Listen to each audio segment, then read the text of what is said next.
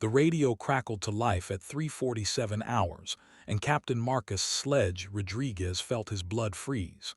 Control, this is Viper Lead. We have an unidentified aircraft in restricted airspace, bearing 270, altitude Angels 15. Repeat, unknown contact maintaining steady course toward the classified zone. Major Elena Vasquez pressed her lips together in the darkened command center, her fingers dancing across the radar display. 20 years of air traffic control had taught her to recognize anomalies, but this signature made no sense. The contact moved with precision that suggested military training, yet showed no transponder code, no flight plan, no radio contact despite repeated hails. Viper Lead Control, can you get eyes on the bogey? Rodriguez banked his F-35 Lightning II through a gentle turn, the aircraft's sleek profile cutting through pre-dawn darkness. His radar painted the mysterious contact as a single blip, moving at subsonic speed but with an eerily deliberate flight path. Control, I'm 3 miles out and closing. Still no visual. The command center held its collective breath. This sector guarded some of the most sensitive airspace in North America, and unauthorized penetration simply didn't happen. The layered defense systems, the constant patrols, the electronic warfare barriers, they were designed to prevent exactly this scenario. Viper 2, do you copy? Rodriguez's wingman, Lieutenant Sarah Chen, swept wide to maintain formation. I've got nothing on thermal. Whatever that is, it's running cold. Major Vasquez felt sweat beading on her forehead despite the air conditioning. The contact had appeared on her screens 47 minutes ago, manifesting like a ghost ship emerging from fog. Standard protocol demanded immediate intercept and identification, but something about this felt different. The aircraft, assuming it was an aircraft, moved with a purposefulness that suggested the pilot knew exactly where they were going. Control, Viper Lead, I have visual. The transmission carried an edge that made everyone in the command center lean forward. Rodriguez's voice had changed, the confident swagger replaced by something approaching awe. Control, this isn't possible. Major Vasquez keyed her microphone with trembling fingers. Viper Lead, report your observation. What do you see?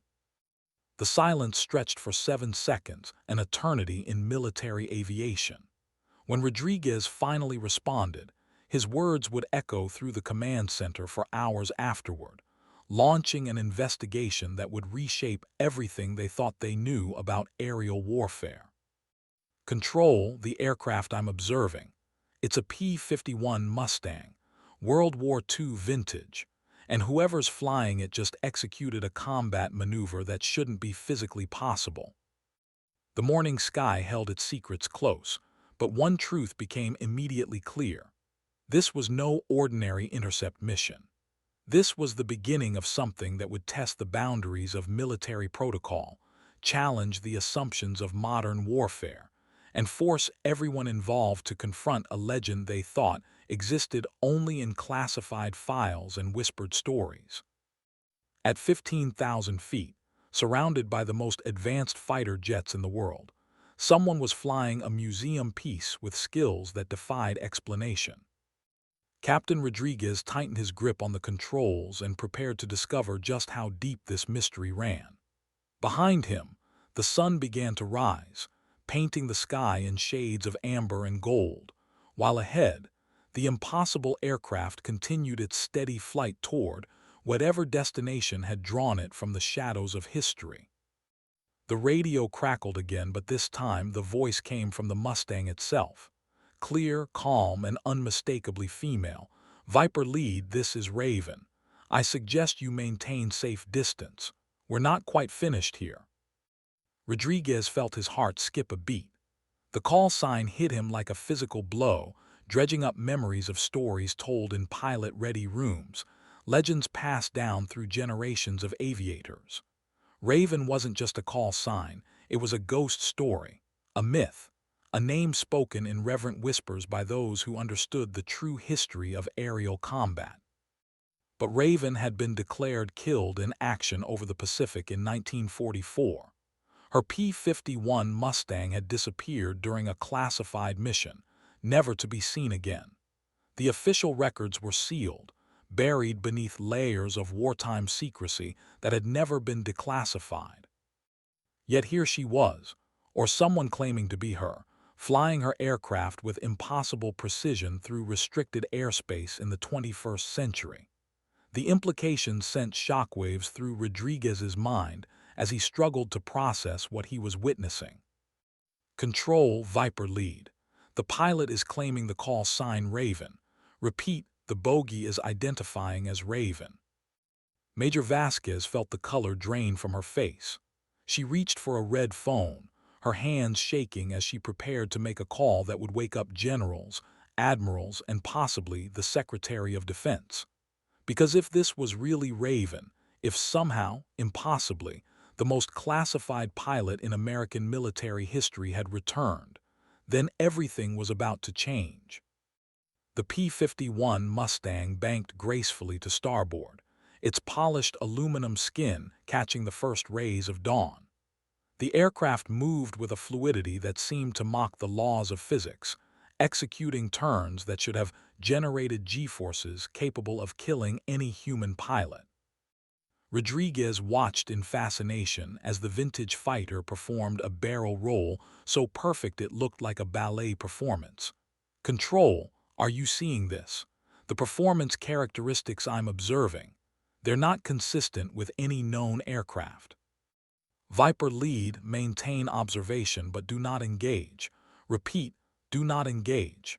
Major Vasquez's voice carried the weight of authority and barely controlled panic. We're scrambling additional assets to your position. The mysterious pilot seemed to sense the incoming reinforcements. The Mustang's nose dipped slightly, and the aircraft accelerated with surprising speed. Rodriguez watched his instruments in disbelief as the World War II fighter began to outpace his own supersonic jet. Control, this is impossible. The bogey is accelerating beyond the performance envelope of any propeller-driven aircraft. Current speed, Mach 0.85 and climbing.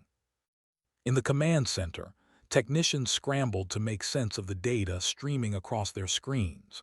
Radar showed an aircraft that should have been limited to 440 miles per hour, pushing through speeds that should have torn it apart. Yet the signature remained solid, the flight path steady. Lieutenant Colonel James Fortress Mitchell burst through the command center doors, his uniform hastily donned over a t-shirt that read, "I'd rather be flying." As the squadron's senior pilot and resident historian, Mitchell possessed encyclopedic knowledge of American military aviation. His face went pale as he absorbed the situation. "Major, show me the radar signature." Vasquez gestured toward the main display, where the impossible contact continued its steady progress through protected airspace. Mitchell studied the screen for 30 seconds, his expression growing more grave with each passing moment. "God help us all," he whispered. "That flight pattern, it's the Raven spiral." Every person in the command center turned to stare at Mitchell. The name carried weight in military aviation circles, but the specific maneuver he referenced was known only to a select few. The Raven spiral was a classified combat technique developed during World War II, so advanced and dangerous that it had been banned from all pilot training programs. "Sir," Major Vasquez's voice carried a tremor she couldn't quite suppress. Mitchell's eyes remained fixed on the display as the contact executed another impossible turn. The Raven spiral was an aerial combat maneuver developed by a pilot who flew under the call sign Raven. According to classified reports, it involved using advanced physics principles to create temporary flight characteristics that exceeded the normal limitations of any aircraft. The technique was so dangerous that it killed several test pilots who attempted to replicate it. He paused, swallowing hard before continuing. The only pilot who ever successfully performed the Raven spiral in combat was declared KIA over the Pacific in 1944. Her body was never recovered. Her aircraft was never found, and the technique died with her. Until now, Major Vasquez finished, her voice barely audible. On the radar screen, the contact continued its impossible flight, defying physics, defying explanation, defying everything they thought they knew about the limits of human achievement in aerial combat. And somewhere at 15,000 feet, surrounded by the most advanced military technology in the world, a ghost from 1944 was proving that some legends refuse to stay buried. The morning sun climbed higher, painting the sky in brilliant shades of gold and crimson, while below, the greatest mystery in modern military aviation continued to unfold with each passing second. Rodriguez maintained his position 3 miles behind the mysterious P-51, his F-35's advanced sensors recording every detail of the impossible performance he was witnessing. The Mustang flew with a grace that seemed almost supernatural, each movement flowing into the next with liquid precision. No human pilot should have been capable of sustaining the G-forces required for such maneuvers, yet the aircraft showed no signs of stress or structural failure. Control, Viper lead. I'm requesting permission to attempt radio contact with the bogey. Major Vasquez glanced at Lieutenant Colonel Mitchell, who nodded grimly. Viper lead, you are cleared to attempt communication. Use standard intercept protocols. Rodriguez keyed his radio, his voice carefully controlled despite the adrenaline coursing through his system. Unknown aircraft. This is United States Air Force Viper lead. You are in violation of restricted airspace. Respond immediately and follow my aircraft to the designated landing facility. The response came immediately, clear and confident. Viper lead, this is Raven. I appreciate the concern, but I'm afraid I can't comply with your request. I have a mission to complete. The voice carried traces of an accent that Rodriguez couldn't quite place, something from another era, refined and precise in a way that modern military communication rarely achieved. There was no fear in the tone, no acknowledgement that she was surrounded by superior numbers and technology. Just calm professionalism that belonged to someone accustomed to flying alone against impossible odds. Raven, you are flying in restricted military airspace without authorization. Land immediately, or we will be forced to take defensive action. A laugh rippled through the radio waves, musical and somehow sad. Captain Rodriguez, and yes, I know your name, your defensive actions would be ineffective against this aircraft. But more importantly, they would be unnecessary. I mean no harm to your country or your personnel. Rodriguez felt ice in his veins. He had never transmitted his name or rank. His aircraft's transponder carried only a tactical identifier, and his radio calls had used only his call sign. Yet somehow, this mysterious pilot knew exactly who he was. How do you know your identity? The voice carried gentle amusement. Captain, I've been watching your career with great interest. Your performance during the Syrian conflict last year was exemplary, particularly that engagement on October 15th where you protected a downed rescue helicopter against overwhelming odds. Your country should be proud. In the command center, Major Vasquez felt sweat running down her back. The October engagement Rodriguez had participated in remained classified at the highest levels. The operational details were known only to a handful of personnel with appropriate clearances. Yet this unknown pilot was discussing it as if she had been present for the briefing. Lieutenant Colonel Mitchell leaned over her shoulder, his voice urgent. Major, we need to scramble everything we have. If this pilot has access to classified operational intelligence, we're dealing with a security breach that goes to the highest levels of government. But even as he spoke, Mitchell found himself staring at the radar display with fascination rather than fear. The P-51 Mustang continued its impossible flight pattern, weaving through the sky with an elegance that made his own years of flight experience seem clumsy by comparison. Whoever was piloting that aircraft possessed skills that transcended normal human capability. Viper lead, the mysterious pilot continued, her voice carrying across the radio waves like a whisper from history. I'm going to perform a maneuver now. I want you to observe carefully and report what you see to your controllers. It's important that they understand what they're dealing with. Rodriguez tensed his grip on the controls, his eyes locked on the vintage fighter ahead of him. Raven, whatever you're planning, I advise against. The Mustang rolled inverted and dove, accelerating beyond anything Rodriguez had thought possible for a propeller-driven aircraft. But as he watched, something extraordinary happened.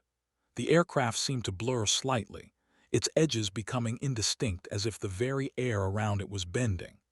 The P-51 pulled out of its dive and began to climb at an angle that violated every principle of aerodynamics Rodriguez had learned in flight school. Control, Viper lead. I'm not sure how to report what I'm observing. Rodriguez's voice carried a tremor that betrayed his years of experience. The bogey appears to be achieving flight characteristics that are physically impossible. The aircraft is climbing at approximately 85 degrees vertical with no apparent loss of airspeed. Major Vasquez stared at her radar display, watching the contact ascend at an impossible rate. Viper lead, confirm your observation. Are you saying the aircraft is climbing vertically without stalling? Control, that's affirmative, but it's more than that. Rodriguez paused, struggling to find words for what he was witnessing. The aircraft appears to be defying gravity itself. It's not fighting aerodynamic limitations, it's ignoring them entirely. At 30,000 feet, the P-51 Mustang leveled off and began a series of maneuvers that belonged in the realm of science fiction rather than military aviation. The aircraft moved through impossible geometric patterns, creating shapes in the sky that hurt to look at directly. Each turn seemed to fold space around it, compressing distance and time in ways that made Rodriguez's instruments fluctuate wildly. "My God," Lieutenant Colonel Mitchell whispered, his face pressed close to the radar screen. "She's actually doing it. She's flying the complete Raven spiral sequence." The mysterious pilot's voice returned, calm and unhurried despite the impossible acrobatics her aircraft was performing. "Viper lead, are you familiar with the theoretical work of Dr. Margaret Kellison? She published some fascinating papers on applied physics in aviation during World War II. Rodriguez frowned, the name triggering a faint memory from his academy studies. "Raven, I believe Dr. Kellison's work was classified and later debunked by the scientific community." Debunked perhaps, but not disproven. The P-51 executed a turn that seemed to exist in more than 3 dimensions, disappearing momentarily from Rodriguez's vision before reappearing several hundred yards to his left. Dr. Kellison understood that the boundary between possible and impossible is far more flexible than most people realize, especially when you're willing to pay the price for transcending those boundaries. In the command center, technicians scrambled to process data that shouldn't exist. The radar showed an aircraft performing maneuvers that required energy outputs beyond anything in their databases. Yet the signature remained constant, solid, undeniably real despite its impossibility. Major Vasquez reached for the red phone again, her hand steady despite the magnitude of what she was witnessing. Whatever was happening in her airspace transcended normal military protocols. This situation would require decisions made far above her pay grade, by people with access to information she could only imagine.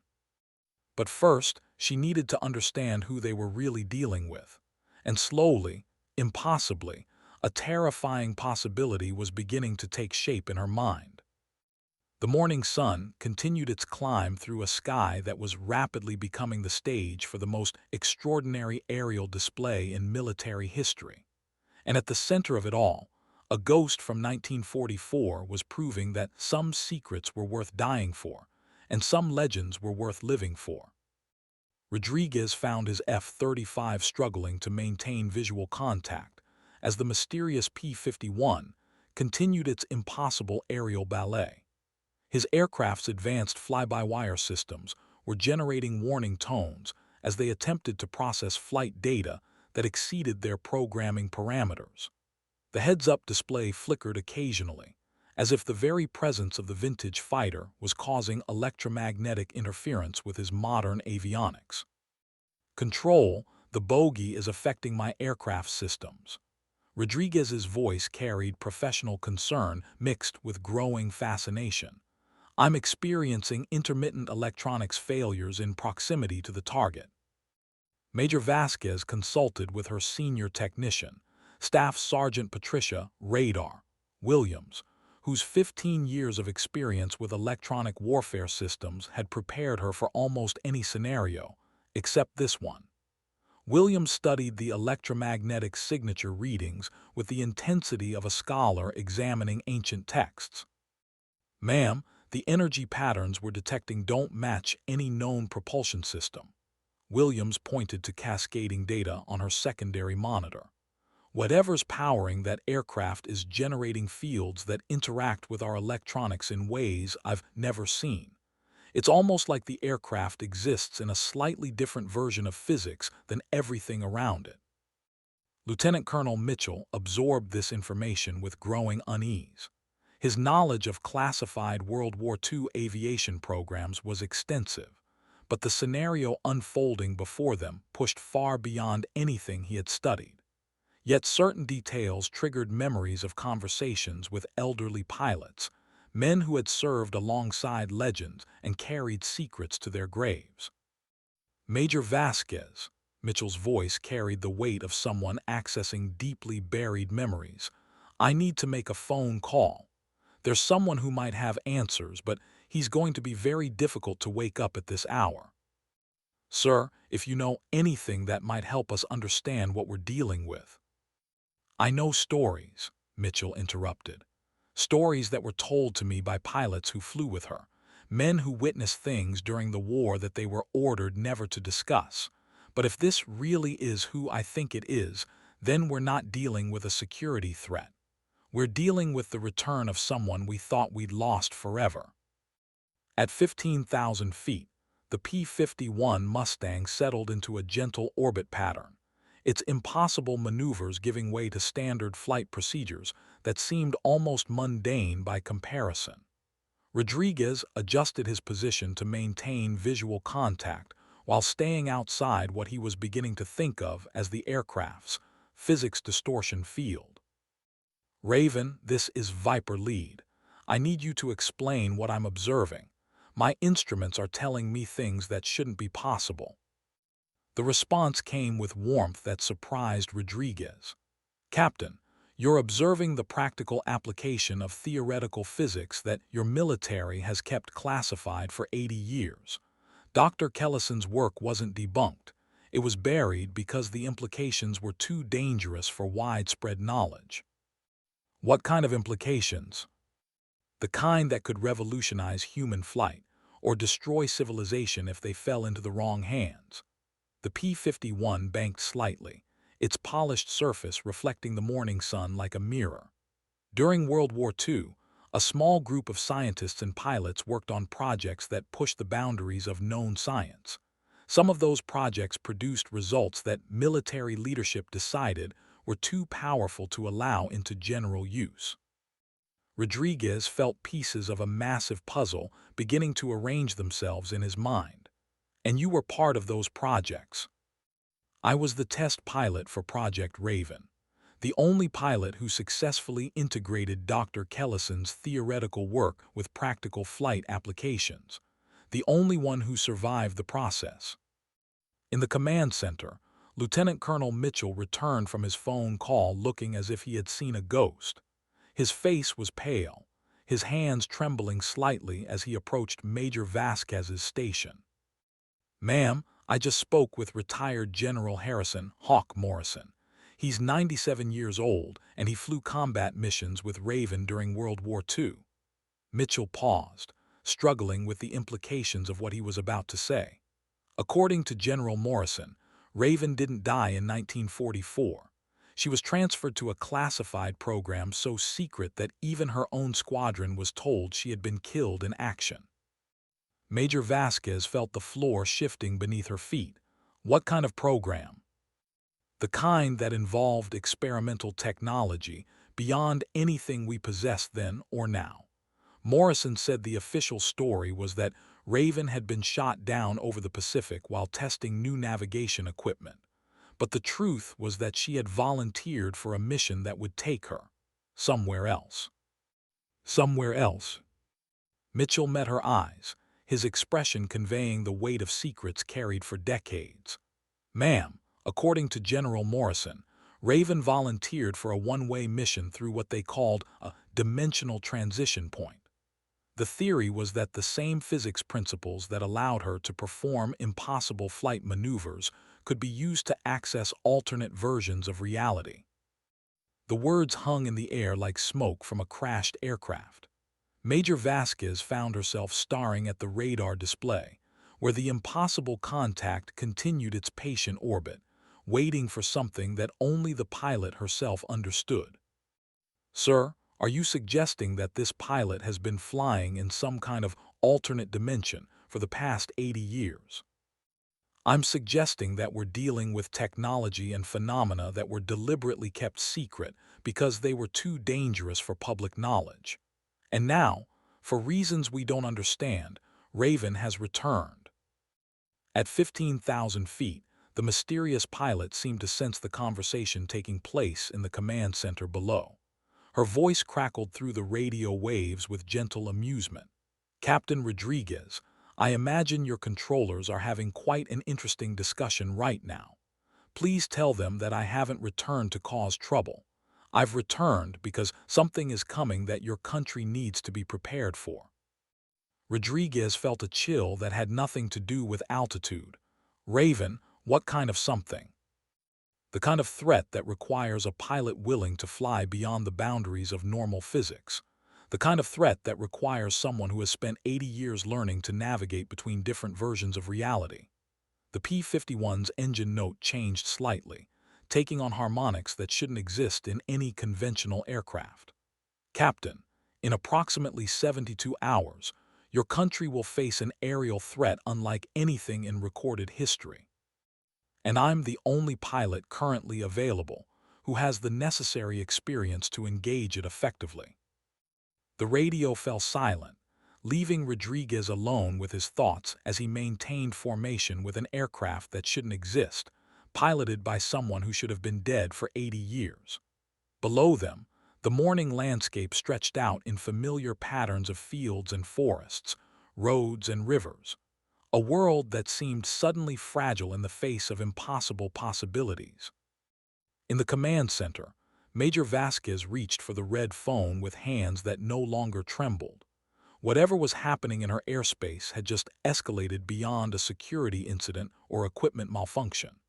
This had become a matter of national defense, involving classified programs and physics-defying technology that challenged everything she thought she knew about the limits of human achievement.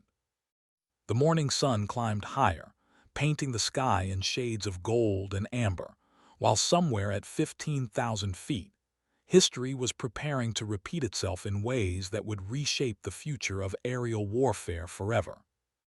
Staff Sergeant Williams looked up from her console, her face reflecting the green glow of radar displays that were painting pictures no training manual had prepared her for. Ma'am, I'm detecting 3 more contacts approaching from the northeast. Configuration suggests F-35 Lightning IIs, bearing down on our position at high speed. Major Vasquez keyed her radio immediately. Viper Flight Control. Be advised you have additional friendly aircraft inbound to your position. Do not engage the primary target without explicit authorization. The response came from a voice she didn't recognize, crisp, professional, carrying the authority of senior rank. Control, this is Raptor Lead. We are assuming command of this intercept operation under classified authorization Omega 77. All previous units are to maintain observation status only. Lieutenant Colonel Mitchell felt ice forming in his stomach. Omega-77 was a classification level he had heard of but never encountered, reserved for incidents involving technology so advanced or sensitive that normal military protocols were suspended. The arrival of what appeared to be a specialized intercept team meant that someone very high up the chain of command was taking this situation extremely seriously. Control, Viper lead. Rodriguez's voice carried confusion and growing concern. I'm observing three F-35s approaching from the northeast, but their flight configuration doesn't match any standard intercept pattern. They're maintaining formation spacing consistent with combat engagement parameters. In the mysterious P-51, the pilot who called herself Raven seemed completely unperturbed by the arrival of additional aircraft. Her radio transmission carried the calm of someone who had faced overwhelming odds before. Viper lead. The incoming aircraft are operating under protocols designed for engaging threats that conventional military tactics cannot address. Unfortunately, their pilots have been briefed with incomplete information about the nature of this situation. Rodriguez watched his radar display as the three F-35s spread into attack formation, their movements precise and coordinated in a way that spoke of extensive training and preparation. Raven, if these pilots have orders to engage you, I need to know whether you're going to defend yourself. Captain, I have no desire to harm fellow American pilots, but I also cannot allow myself to be shot down when my country needs the capabilities I possess. The P-51 began a gentle turn that somehow conveyed both grace and warning. I'm going to attempt to demonstrate why conventional engagement would be inadvisable. Major Vasquez grabbed her microphone with growing desperation. All aircraft, this is control. You are ordered to maintain safe distance from the primary target. Do not engage without explicit confirmation of hostile intent. Control, Raptor lead. The unfamiliar voice carried cold professionalism. Our orders supersede your authority. We are cleared to neutralize the threat using any necessary means. Lieutenant Colonel Mitchell stepped forward, his face grim with the weight of command decisions he hoped he would never have to make.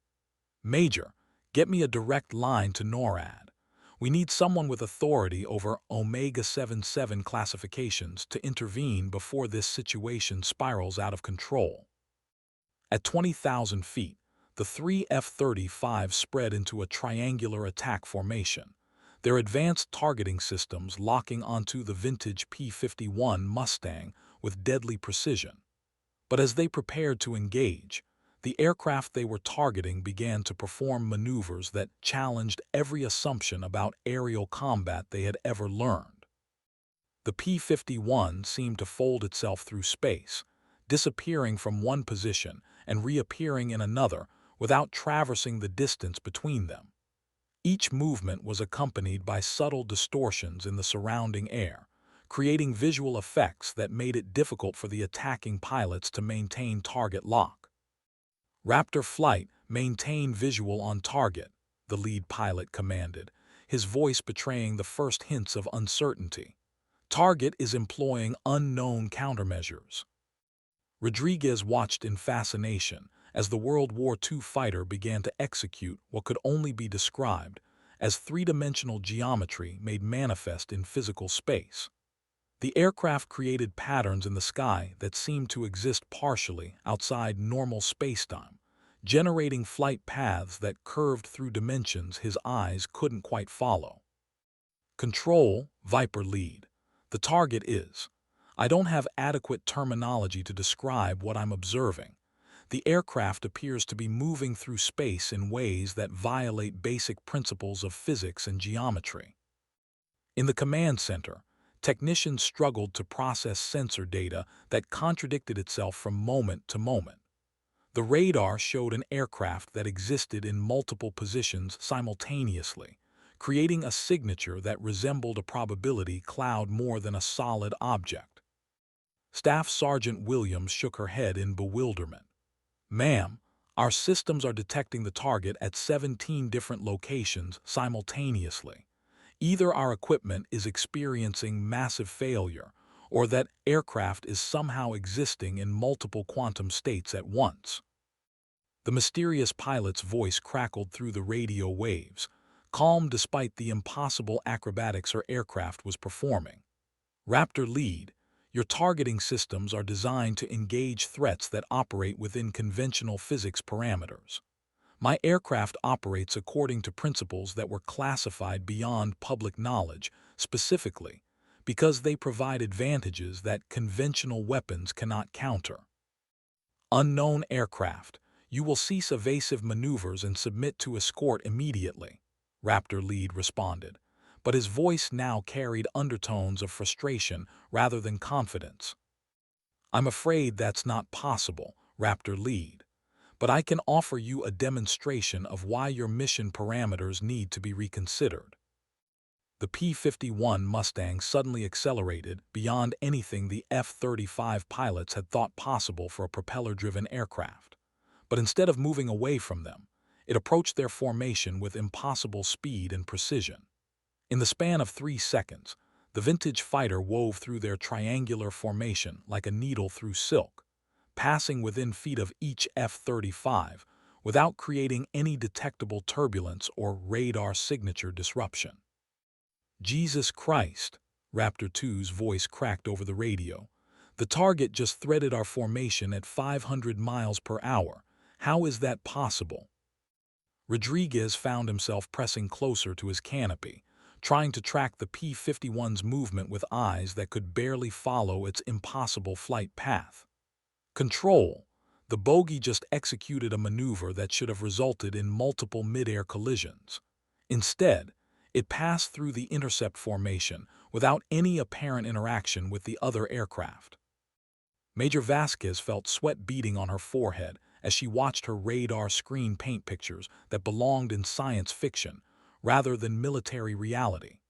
The contact designated as Raven had somehow moved through the positions of 3 other aircraft without occupying the same space, creating a sensor record that suggested the laws of physics were merely suggestions rather than absolute rules. Lieutenant Colonel Mitchell returned from another urgent phone call, his face reflecting the gravity of whatever conversation he had just concluded. Major, I've been in contact with the Pentagon. There are people at the highest levels of government who have been waiting for this day for 80 years. They're sending someone with the appropriate clearances to handle this situation. Sir, what kind of clearances? Mitchell met her eyes with an expression that conveyed the weight of national secrets carried across decades. The kind that were created to deal with phenomena that exist outside the normal parameters of military science. The kind that were established after World War II to manage technologies that were deemed too dangerous for public knowledge. At 15,000 feet, surrounded by the most advanced fighter jets in the world, a ghost from 1944 continued her impossible flight through morning skies that suddenly seemed filled with possibilities beyond human understanding. And somewhere in the distance, the threat she had returned to face was drawing closer with each passing hour. The radio crackled with a new voice, older, carrying authority that seemed to stretch back through decades of military service. All aircraft, this is General Morrison. I am assuming tactical command of this operation under Executive Authorization Alpha Prime 7. Rodriguez felt recognition hit him like a physical blow. He had heard that name before, whispered in pilot-ready rooms alongside stories of legendary World War II aviators.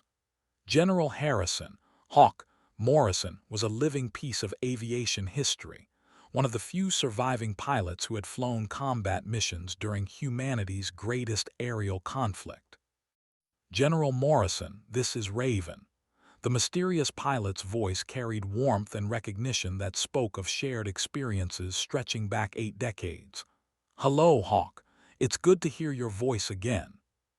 The radio fell silent for several seconds before the general responded, his voice thick with emotions that professional military bearing could barely contain. Elena, we thought we'd lost you forever. When you disappeared through that damned portal in 1944, we assumed. You assumed correctly, Hawk. I did die that day, in a manner of speaking. But death isn't always permanent when you're dealing with physics that exists outside normal spacetime parameters. The P-51 leveled off, its impossible maneuvers giving way to gentle flight patterns that seemed almost peaceful by comparison. I've spent 80 years learning to navigate between different versions of reality, preparing for a day I hoped would never come. In the command center, Major Vasquez found herself witness to a conversation that bridged nearly a century of military history. The implications of what she was hearing challenged everything she thought she knew about the boundaries between possible and impossible. Lieutenant Colonel Mitchell leaned close to her ear, his voice barely audible. Major, General Morrison is the highest-ranking surviving member of a classified World War II program called Project Thunderbird. According to the files I've seen, the project involved experimental aircraft and physics research that was deemed too dangerous for continued development. And Raven was part of this project. Raven was the project's greatest success and its most devastating failure. She was the only pilot who successfully integrated theoretical physics with practical flight applications, but the cost of those capabilities was supposed to be her life. At altitude, the reunion between old comrades continued with the weight of decades of secrets and sacrifice. General Morrison's voice carried across the radio waves with the authority of someone who had seen the birth of modern aerial warfare. Alina, what happened to you after you went through the transition point? We monitored the portal for months, but there was never any sign that you had survived the crossing. I survived, Hawk, but survival came with a price I didn't fully understand at the time. The P-51's engine note carried harmonics that seemed to resonate in dimensions beyond normal hearing. The transition didn't just move me through space, it moved me through time and probability. I've spent the last 80 years existing in the spaces between different versions of reality, learning to navigate quantum possibilities that most humans can't even perceive. Rodriguez listened with growing fascination as the conversation unfolded. The technical concepts being discussed pushed far beyond anything he had learned in his advanced physics courses at the Air Force Academy. Yet something about the underlying principles resonated with observations he had made during high-performance flight operations.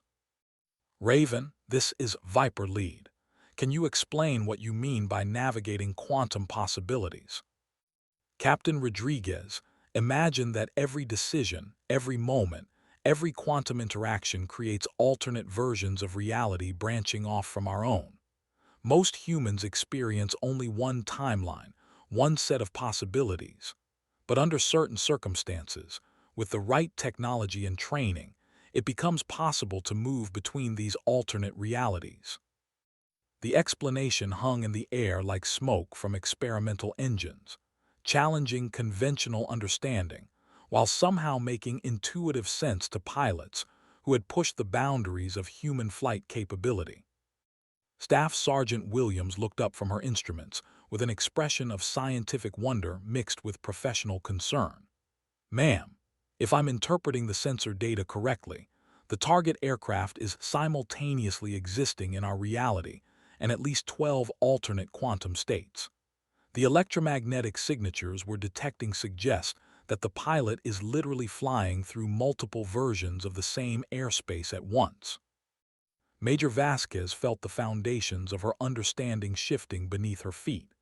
Sergeant, are you saying that this pilot is somehow flying in parallel universes?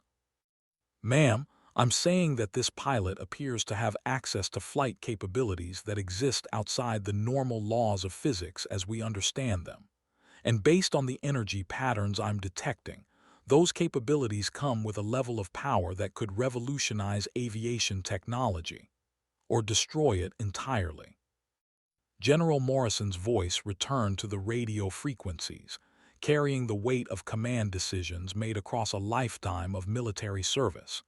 Alina, intelligence reports suggest that we're facing an imminent threat that conventional military assets cannot address. Is this why you've returned? Yes, Hawk.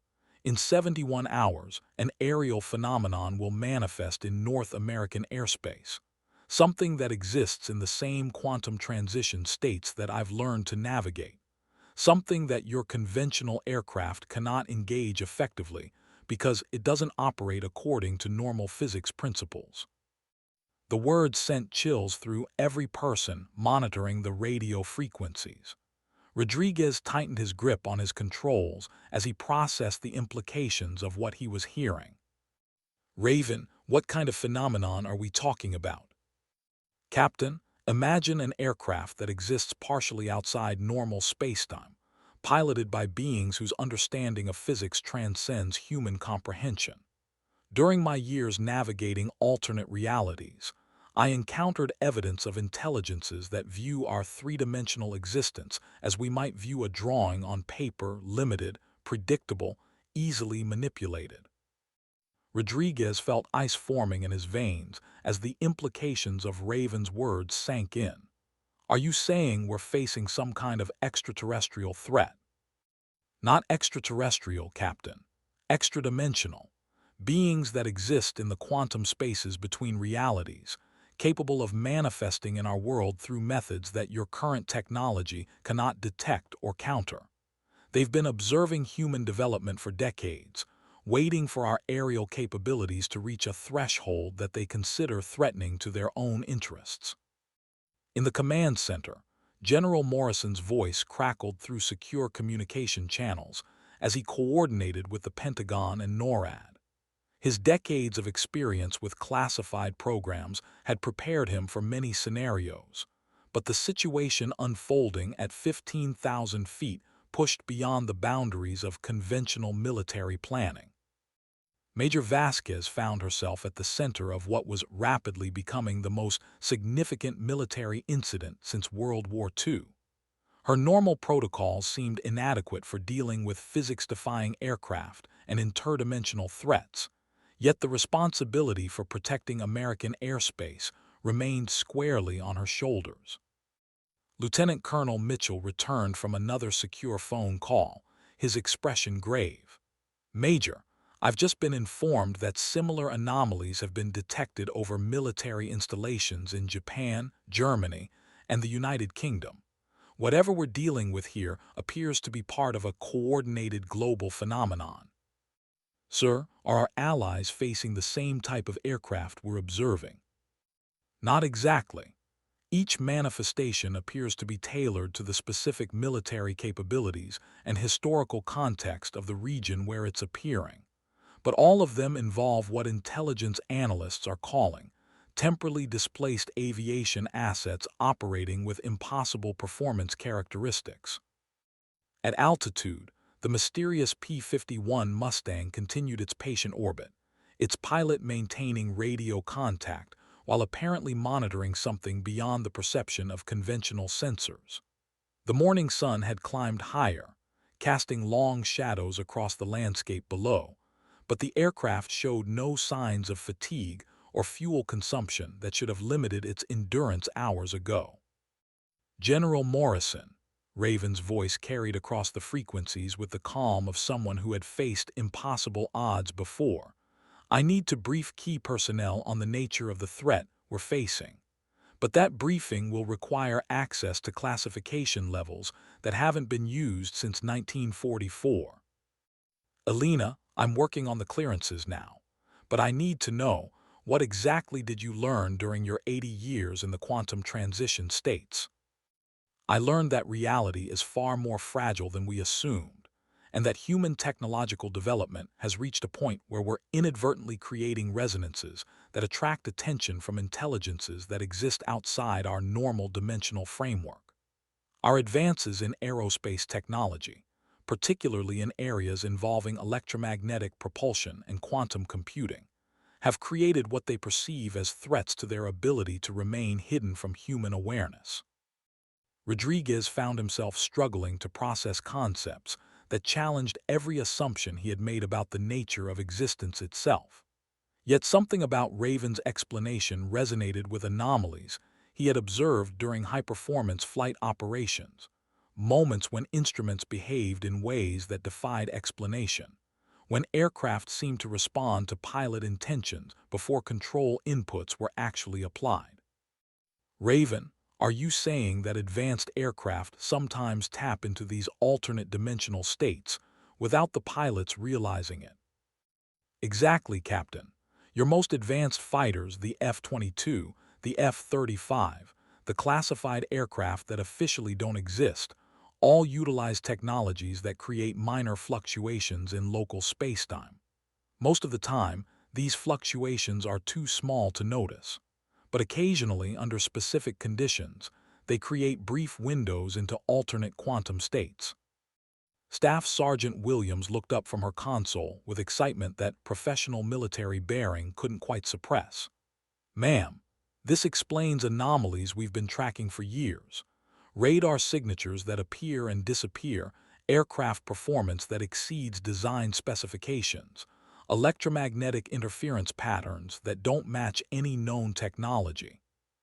The conversation was interrupted by a new voice on the radio frequencies, crisp, official, carrying the authority of the highest levels of government. All personnel, this is Secretary of Defense Martinez. I am implementing Emergency Protocol 77 Alpha. All aircraft in the affected airspace are now operating under direct executive authority. General Morrison, you have full operational control. Major Vasquez felt the weight of national security settling on her shoulders as civilian leadership, acknowledged that they were dealing with a situation that transcended normal military operations. Emergency Protocol 77 Alpha was a classification she had heard referenced only in theoretical scenarios involving threats to national existence itself. Alina, General Morrison's voice carried across 8 decades of friendship and shared sacrifice. We need to know exactly what kind of capabilities you've developed during your time in the quantum transition states. If we're really facing an extra-dimensional threat, you may be our only asset capable of engaging it effectively. Hawk, I've learned to navigate probability streams, to exist simultaneously in multiple quantum states, to manipulate local physics in ways that allow my aircraft to exceed normal performance limitations. But these capabilities come with costs that I'm only beginning to understand. The P-51 Mustang banked slightly, and for a moment, Rodriguez caught sight of something that made his breath catch in his throat. The aircraft's pilot was visible through the canopy, a woman whose appearance seemed to shift and blur slightly, as if she existed in multiple versions simultaneously. Her flight suit bore markings that belonged to no era he could identify, combining elements of World War II design with symbols that seemed to pulse with their own internal light. Control Viper lead. I can see the pilot now. Her appearance. It's not entirely consistent with normal human physiology. She appears to exist in a state of quantum superposition, simultaneously young and old, present and absent. In the command center, Lieutenant Colonel Mitchell consulted classified files that hadn't been opened since the end of World War II. The documentation painted a picture of experimental programs that had pushed the boundaries of science and sanity, creating capabilities that military leadership had ultimately decided were too dangerous for continued development.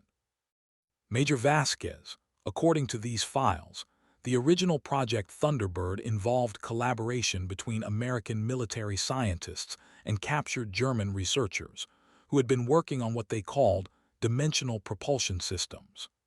The project was terminated in 1944 after several test pilots died attempting to replicate the capabilities that Alina had successfully developed. What made her different from the other pilots? Mitchell's expression grew somber as he read from documents that had been classified for 8 decades.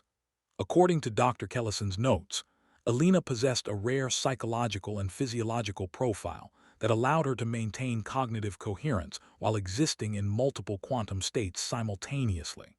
The other test pilots suffered what the reports describe as dimensional dissociation syndrome. Their consciousness became scattered across alternate realities, leaving their bodies in vegetative states. The implications sent chills through the command center. They were dealing with capabilities that had literally cost human lives to develop, piloted by someone who had paid a price that couldn't be measured in conventional terms. Raven, Rodriguez's voice carried respect that hadn't been there at the beginning of their encounter. What can you tell us about the specific threat we're facing in 70 hours? Captain, based on quantum resonance patterns I've been monitoring, we're going to face an incursion of approximately 12 aircraft operating according to physics principles that exist outside normal dimensional boundaries. They'll manifest simultaneously over major military installations across North America, each one capable of performance that will make your F-35s seem like paper airplanes by comparison. The radio fell silent as the magnitude of the threat sank in. Rodriguez found himself staring at his instrument panel, seeing his advanced fighter jet's capabilities in a new light. If conventional aircraft couldn't engage threats that operated outside normal physics, then traditional military responses would be not just ineffective but potentially catastrophic. General Morrison's voice returned to the frequencies, carrying the weight of command decisions that would reshape American military doctrine. Alina, what do you need from us to prepare for this incursion? Hawk, I need access to the original Project Thunderbird facilities, assuming they still exist. I need to brief a select group of pilots on techniques for operating in quantum transition states, and I need to prepare them for the possibility that some of them won't survive the training process. The morning sun climbed higher, painting the sky in brilliant shades of gold and amber, while at 15,000 feet, history prepared to repeat itself with stakes that could determine the future of human civilization. And somewhere in the quantum spaces between realities, intelligences beyond human comprehension made final preparations for a confrontation that had been 8 decades in the making. The secure communication channels buzzed with activity as military leaders across the country grappled with the implications of extra-dimensional threats and quantum-capable aircraft. But at the center of it all, a ghost from 1944 maintained her patient orbit, waiting for humanity to decide whether it was ready to defend itself against enemies that existed beyond the boundaries of normal space and time. Rodriguez maintained his formation position, his eyes tracking the impossible aircraft ahead of him, while his mind struggled to process the reality of what he was witnessing. The P-51 Mustang had been airborne for over 4 hours without any apparent fuel consumption, its engine maintaining consistent power output despite operating far beyond any reasonable endurance limitations. Control, Viper lead. I need to know how long the bogie can maintain current operations.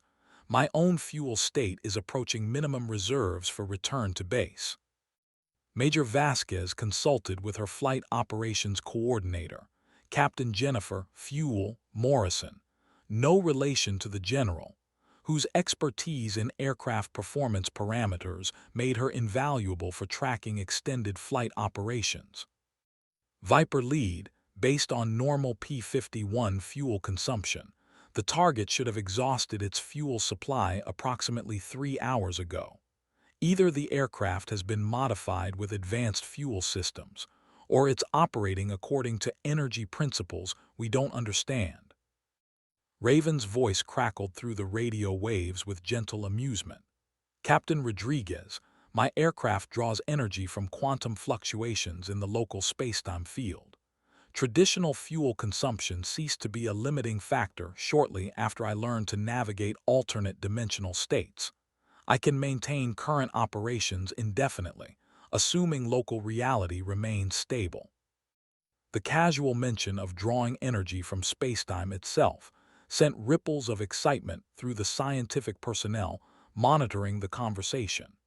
Staff Sergeant Williams quickly began calculating the implications of such technology for civilian and military applications.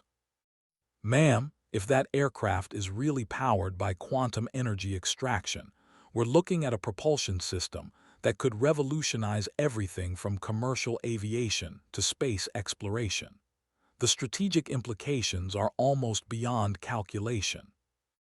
Lieutenant Colonel Mitchell nodded grimly as he continued reviewing classified documents from Project Thunderbird. Sergeant, according to these files, that's exactly why the project was terminated. The potential for revolutionary advancement was matched by the potential for catastrophic misuse.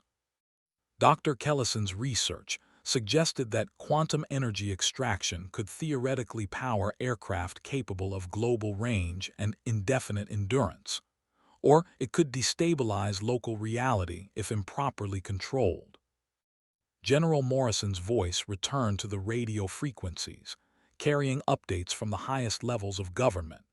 Alina, I've received authorization to reactivate Project Thunderbird facilities at Edwards Air Force Base. The underground research complex has been maintained in standby status for 80 years, waiting for either your return or the emergence of threats that would require its capabilities. Hawk, I'll need to examine the current status of Dr. Kellison's original equipment. Much of her theoretical work was based on technology that was advanced for 1944, but primitive by modern standards. If we're going to prepare effective countermeasures against extra-dimensional incursions, we'll need to integrate her principles with contemporary aerospace technology. Rodriguez found himself volunteering before he fully considered the implications. Raven, if you need test pilots for advanced training programs, I'd like to volunteer.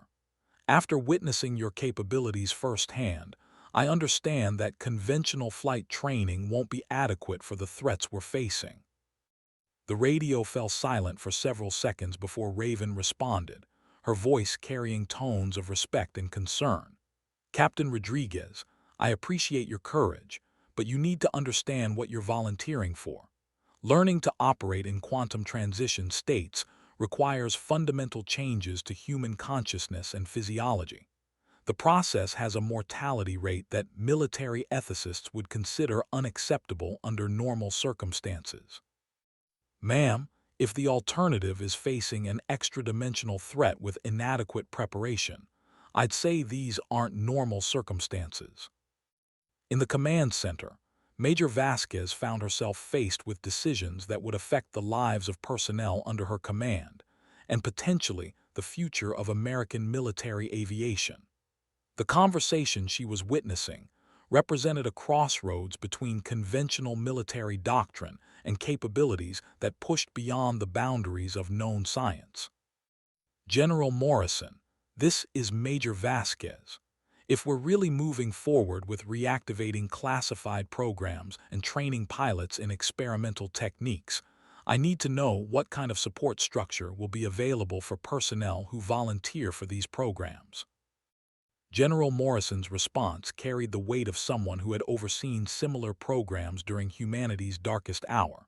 Major, we're establishing a classified medical facility staffed with personnel who have experience in treating what the files refer to as dimensional integration syndrome.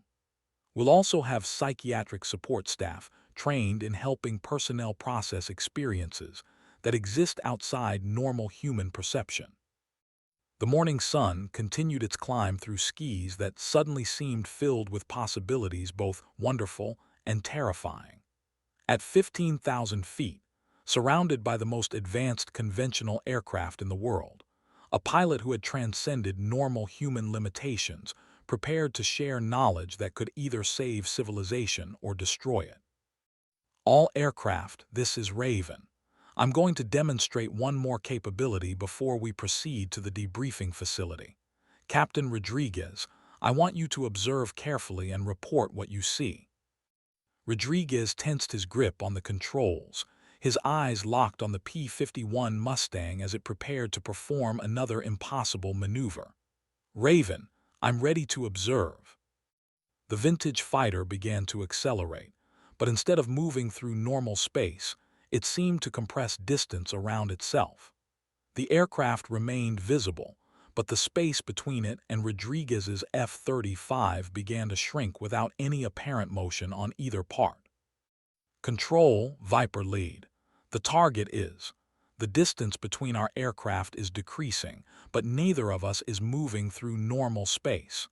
It's as if the intervening distance is being folded or compressed. In the command center, radar operators watched their screens paint pictures that belonged in theoretical physics textbooks rather than military airspace.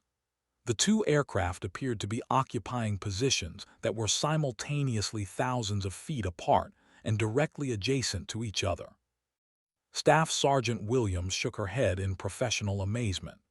"Ma'am, the sensor data suggests that the target aircraft is manipulating local spacetime to reduce the effective distance between its position and other objects.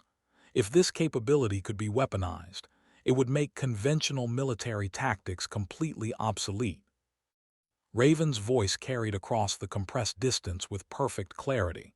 "Captain Rodriguez, what I've just demonstrated is spatial compression, the ability to manipulate local geometry to bring distant objects into effective proximity. In combat situations, this allows engagement of targets at ranges that make conventional defensive measures ineffective." Rodriguez found himself staring at the P-51, which now appeared to be flying in formation with him, despite radar indications that it remained thousands of feet away. The visual paradox made his eyes water as his brain struggled to process conflicting sensory inputs. Raven, the implications of this capability, if hostile forces possess similar technology. "Captain, that's exactly why I've returned. The extra-dimensional beings we're facing in 69 hours possess capabilities that make spatial compression seem primitive by comparison. They can exist simultaneously in multiple locations, phase through solid matter at will, and manipulate local physics in ways that turn our strongest defensive measures into vulnerabilities." The compressed space began to expand back to normal geometry, leaving Rodriguez with a profound sense of having experienced something that challenged the fundamental nature of reality itself. His instruments gradually returned to normal readings, but the memory of impossible proximity would remain with him for the rest of his life. General Morrison's voice crackled through the radio frequencies with urgent authority. "All aircraft, proceed immediately to Edwards Air Force Base. Elena, we're clearing restricted airspace corridors for your approach. The Project Thunderbird facility is being brought online as we speak. Hawk, I'll meet you at the old underground complex. There's much we need to discuss, and very little time to prepare for what's coming." The P-51 banked gracefully toward the southeast, its polished aluminum skin reflecting sunlight like a mirror as it began its journey toward a reunion with facilities that had been waiting 8 decades for its return. Rodriguez followed at a respectful distance, his F-35's advanced navigation systems guiding him toward an airbase that would soon become the epicenter of humanity's most desperate attempt to defend itself against threats that existed beyond the boundaries of conventional understanding. Behind them, the morning sky held secrets that would soon reshape everything military strategists thought they knew about the nature of aerial warfare.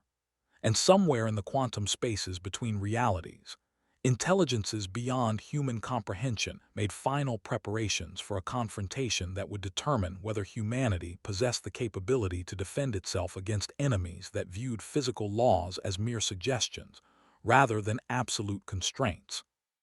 The flight to Edwards Air Force Base passed in relative silence, broken only by routine navigation updates and the steady hum of aircraft engines cutting through increasingly clear morning air.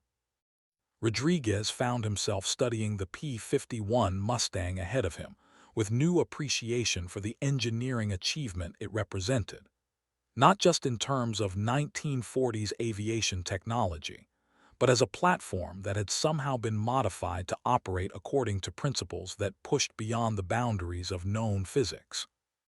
Major Vasquez coordinated the clearance of restricted airspace from her command center, ensuring that the most unusual formation flight in military history would proceed without interference from civilian air traffic.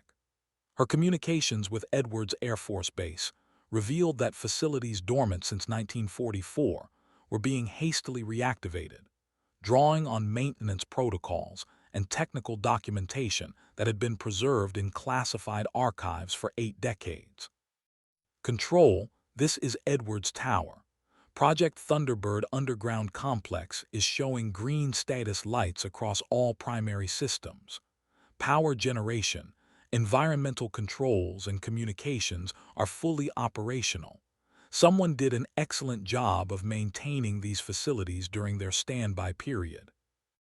Lieutenant Colonel Mitchell consulted historical records as he coordinated the logistics of what was rapidly becoming the most significant military mobilization since World War II. Major Vasquez, according to these files, the Project Thunderbird facility was designed to support research and development programs that existed outside normal military channels. The complex includes laboratories, manufacturing capabilities, and testing facilities that were supposedly decades ahead of anything available to conventional programs. Staff Sergeant Williams monitored the electronic signatures emanating from the mysterious P-51 as it approached Edwards airspace, noting fluctuations in electromagnetic patterns that suggested the aircraft's quantum-based systems were somehow interfacing with ground-based technology that shouldn't have been able to communicate with systems from the 1940s. Ma'am, the target aircraft is exchanging data with facilities at Edwards using communication protocols I don't recognize. The signal patterns suggest information transfer rates that exceed anything in our current inventory by several orders of magnitude. The implication sent ripples of excitement and concern through the military personnel monitoring the situation. If the Project Thunderbird facility contained technology that remained superior to modern systems after 8 decades of advancement, then the strategic capabilities locked away in underground laboratories could revolutionize American military doctrine overnight. At altitude, Rodriguez maintained his escort position while processing the magnitude of what he was witnessing. The landscape below had become the stage for events that would reshape human understanding of physics, consciousness, and the nature of reality itself. Yet from his cockpit, surrounded by familiar instruments and standard operating procedures, the extraordinary maintained an unsettling resemblance to routine military operations. Raven, this is Viper Lead. Can you tell me what we should expect when we arrive at Edwards? Captain Rodriguez, you're about to see facilities that were designed to support research into areas of science that your government decided were too dangerous for public knowledge. Dr. Kellison's laboratories contain equipment that can manipulate matter at the quantum level, generate controlled spatial distortions, and interface directly with human consciousness in ways that expand normal perceptual limitations. The casual mention of consciousness-expanding technology sent chills through Rodriguez's spine. His flight training had emphasized the importance of maintaining clear situational awareness and rational decision-making processes under extreme stress conditions. The prospect of intentionally altering his consciousness to accommodate capabilities that existed outside normal physics raised questions about identity, humanity, and the price of transcending natural limitations. General Morrison's voice crackled through secure communication channels as he coordinated with Pentagon leadership and allied military forces around the world. Alina, intelligence reports confirm similar manifestations over military installations in 12 countries. Each one involves temporally displaced aircraft operating with impossible performance characteristics. The pattern suggests coordinated preparation for a global event. Hawk, the extra-dimensional beings I encountered during my time in quantum transition, states operate according to strategic principles that span multiple realities simultaneously. What appears to be 12 separate incidents is likely a single coordinated operation manifesting across parallel versions of our timeline. Rodriguez felt the foundations of his understanding shift as he processed implications that challenged basic assumptions about the nature of existence itself. Raven, are you saying that we're facing an invasion that's happening simultaneously across multiple parallel universes? Captain, I'm saying that beings who exist in quantum transition states don't distinguish between alternate realities the way humans do. From their perspective, engaging threats across multiple timelines simultaneously is simply efficient tactical planning. Edwards Air Force Base appeared on the horizon, its familiar runways and control towers taking on new significance as the destination for aircraft and personnel that would soon be dealing with capabilities that transcended conventional military science. The morning sun reflected off hangars that contained decades of aerospace development history, while deep underground, facilities prepared to reveal secrets that had been preserved since humanity's last desperate attempt to defend itself against impossible enemies. Edwards Tower, this is Raven, requesting direct approach to the Project Thunderbird facility. I'll be using non-standard landing procedures that may appear unusual to ground personnel. Raven, Edwards Tower. You are cleared for approach to restricted runway 77. Ground personnel have been briefed to expect unconventional aircraft behavior. Rodriguez watched in fascination as the P-51 Mustang began its approach to Edwards, noting that the aircraft's descent profile differed significantly from anything he had learned in flight school. Instead of following a standard glide path, the vintage fighter seemed to compress the distance between its current position and the runway, arriving at touchdown without traversing the intervening space in any conventional sense. Control, Viper lead. The target aircraft just performed a landing approach that involved spatial compression similar to what I observed at altitude. The aircraft transitioned from approach configuration to touchdown without following a normal descent profile. Ground personnel at Edwards watched in amazement as the P-51 rolled out on the restricted runway, its engine shutting down with harmonics that seemed to resonate in dimensions beyond normal hearing. As the propeller spun to a stop, the aircraft sat motionless on the tarmac like any conventional warbird from the 1940s, except for the subtle distortions in the air around it that suggested its quantum-based systems remained active even in powered-down configuration. Rodriguez completed his own landing approach using standard procedures, his F-35 touching down on the main runway, before taxiing toward the restricted area where ground crews were preparing to service aircraft that operated according to principles they had never encountered before. As his canopy opened and he prepared to step onto the tarmac, he found himself wondering whether he was about to witness the dawn of a new era in human flight capability, or the beginning of humanity's most desperate battle for survival. The morning sun climbed higher over Edwards Air Force Base, painting the runway surfaces in brilliant gold while underground.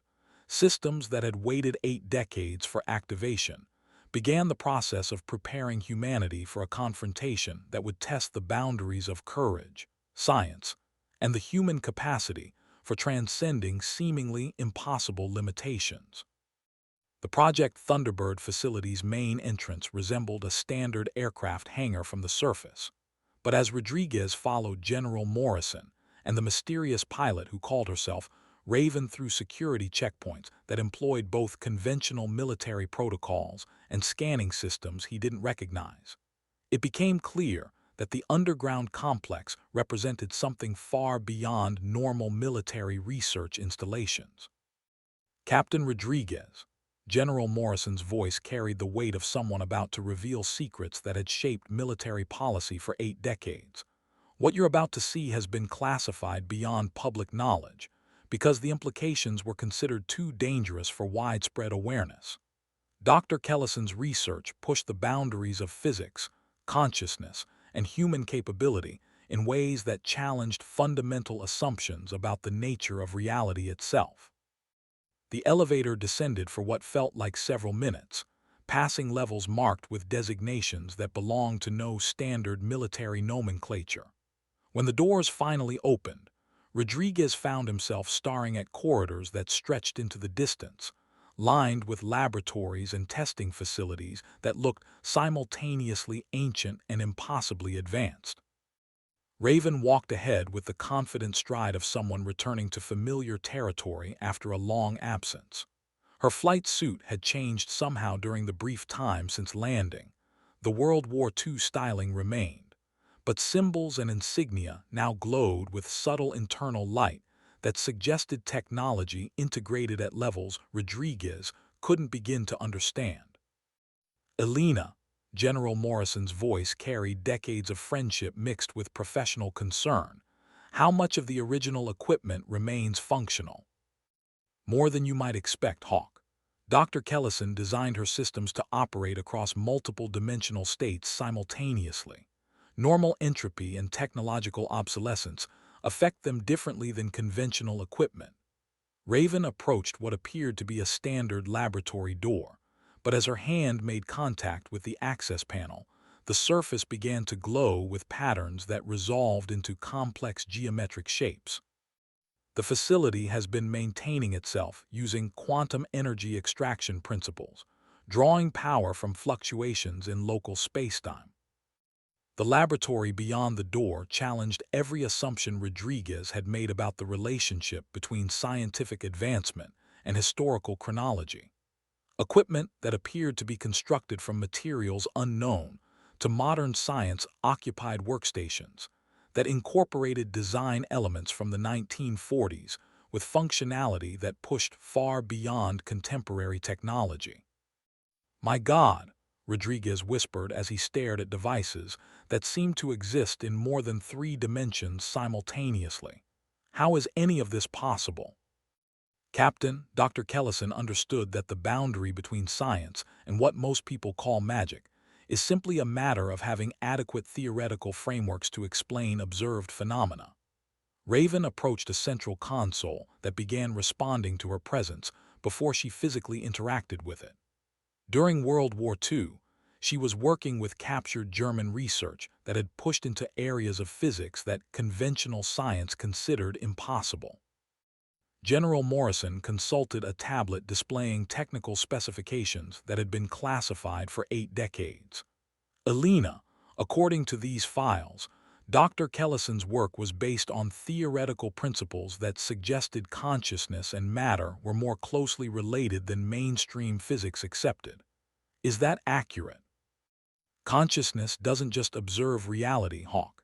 It participates in the creation of reality at quantum levels. Dr. Kellison discovered that pilots with specific psychological and physiological profiles could learn to interface directly with quantum fields, allowing their aircraft to operate according to principles that transcended normal physical limitations. The implications sent chills through Rodriguez as he began to understand what he might be volunteering for. Learning to operate in quantum transition states wouldn't just require new flight training. It would require fundamental changes to his consciousness and possibly his humanity itself. Staff Sergeant Williams' voice crackled through Rodriguez's radio as she coordinated with technical personnel at Edwards from her remote location. "Captain Rodriguez, we're detecting massive energy signatures from your location. Whatever systems are being activated down there, they're drawing power from sources we can't identify." Raven moved between workstations with the familiarity of someone returning home after a long journey, her hands dancing across controls that responded to thoughts as much as physical manipulation. Displays began showing information that challenged Rodriguez's ability to process: 3-dimensional maps of local spacetime, probability matrices that tracked alternate reality branches, energy pattern analyses that suggested the presence of intelligences existing outside normal dimensional boundaries. "Elena, what exactly did you encounter during your 80 years in quantum transition states?" General Morrison's question carried the weight of someone preparing to make strategic decisions based on information that could determine the fate of human civilization. "I encountered beings who view our 3-dimensional reality as we might view a photograph, a static representation of something far more complex and dynamic. They exist simultaneously across multiple realities, manipulating events in ways that create desired outcomes across parallel timelines." Raven's hands continued their work as she spoke, calling up displays that showed energy patterns approaching Earth from directions that didn't correspond to any conventional understanding of space. They've been observing human technological development, waiting for our capabilities to reach levels they consider threatening to their ability to remain hidden. Rodriguez studied the approaching energy signatures with growing unease. Raven, those patterns. They're not following any trajectory that makes sense according to normal physics. Captain, they're approaching through quantum transition states that allow them to bypass normal spatial limitations. They can manifest anywhere in our reality without traversing the distance between their origin point and their destination. The displays showed countdown timers that indicated 67 hours and 37 minutes until the arrival of whatever was generating the energy signatures. And when they arrive, they'll possess capabilities that make conventional military responses not just ineffective but potentially counterproductive. General Morrison absorbed this information with the calm of someone who had spent decades preparing for scenarios that pushed beyond the boundaries of normal military planning. Elena, what do we need to do to prepare for this incursion?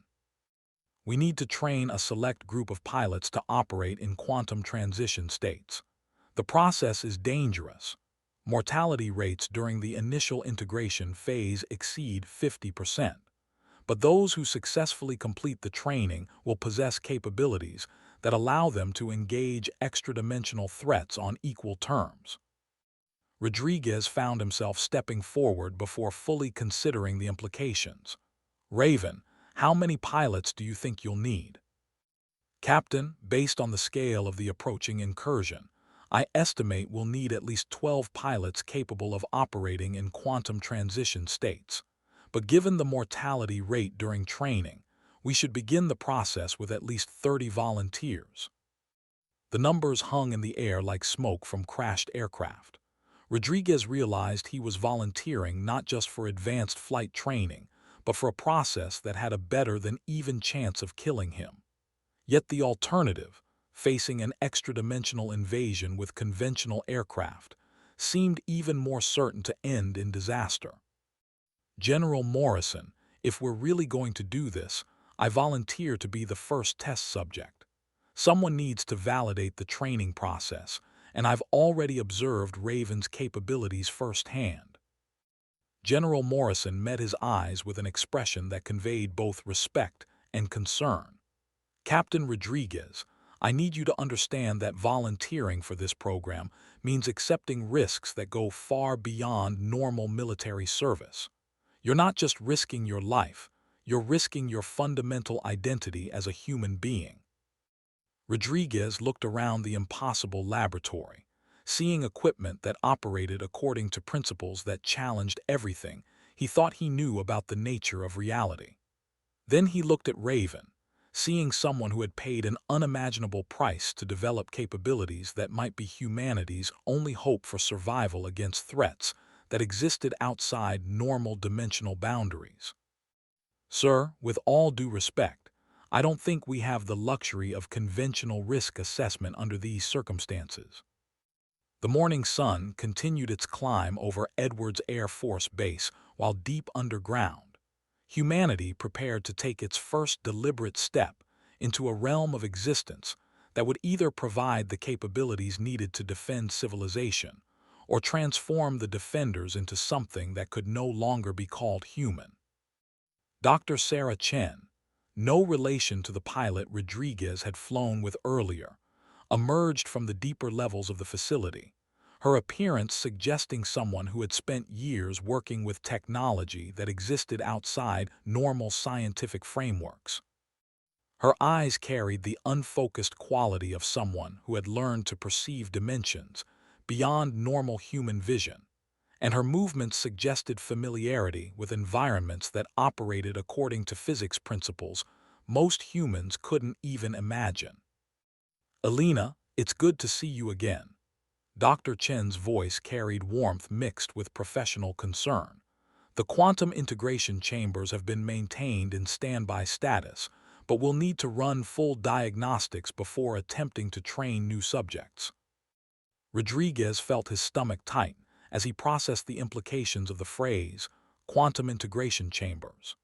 The equipment Dr. Chen was referring to represented the interface between human consciousness and physics principles that existed outside normal reality.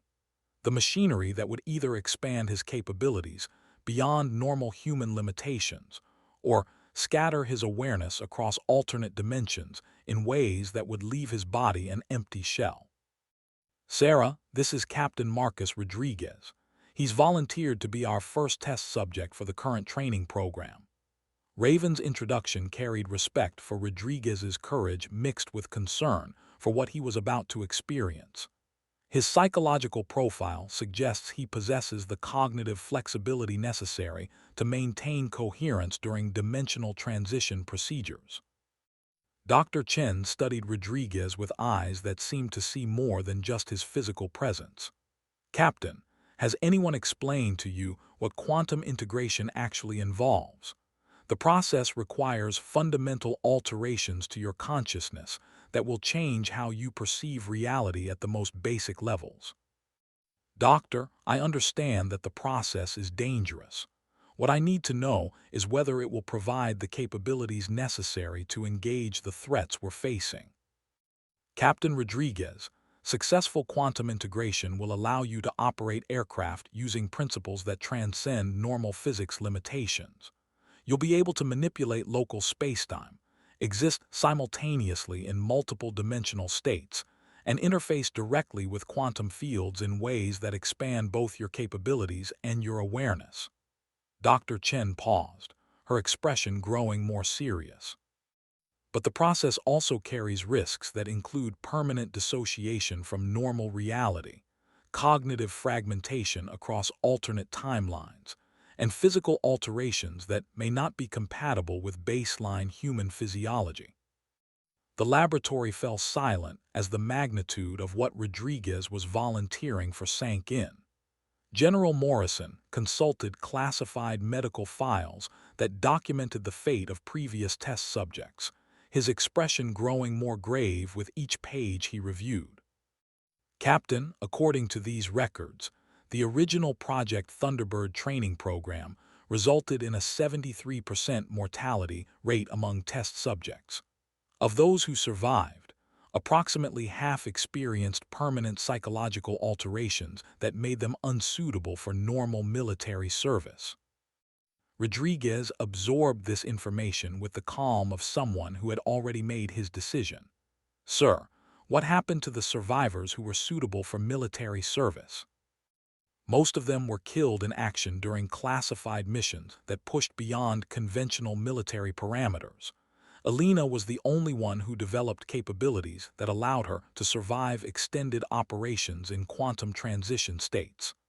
General Morrison met Rodriguez's eyes with an expression that conveyed both respect and regret, and even she paid a price that can't be measured in conventional terms. Raven approached the central console, her hands beginning to activate systems that had waited 8 decades for another opportunity to transform human consciousness in ways that challenged the fundamental nature of identity itself. Captain Rodriguez, before we begin, I need you to understand that the person who emerges from quantum integration will be both you and not you. Your memories, personality, and core identity will remain intact, but you'll also possess awareness and capabilities that exist outside normal human experience. Rodriguez found himself thinking of his family, his friends, his life as he understood it, all the connections and experiences that defined who he was as a person. The prospect of losing any part of that identity was terrifying, yet the alternative of facing extra-dimensional threats with inadequate preparation seemed even more frightening. Raven, if I don't survive this process, what happens to the mission? Captain, if you don't survive, we'll continue training additional volunteers until we have sufficient personnel to address the incursion. But I want you to understand that your survival is important to me personally. You've shown courage and competence that reminds me of pilots I served with during World War II, people who were willing to risk everything to protect what they believed in. The personal connection in her voice surprised Rodriguez. Despite her extraordinary capabilities and 8 decades of existence in alternate dimensional states, she remained fundamentally human in her concern for others. That realization gave him confidence that the process he was about to undergo wouldn't necessarily strip away his humanity, even if it expanded his capabilities beyond normal limitations. Dr. Chen began activating quantum integration chambers that resembled aircraft simulators designed by aliens. Familiar cockpit configurations, surrounded by equipment that operated according to principles that existed outside.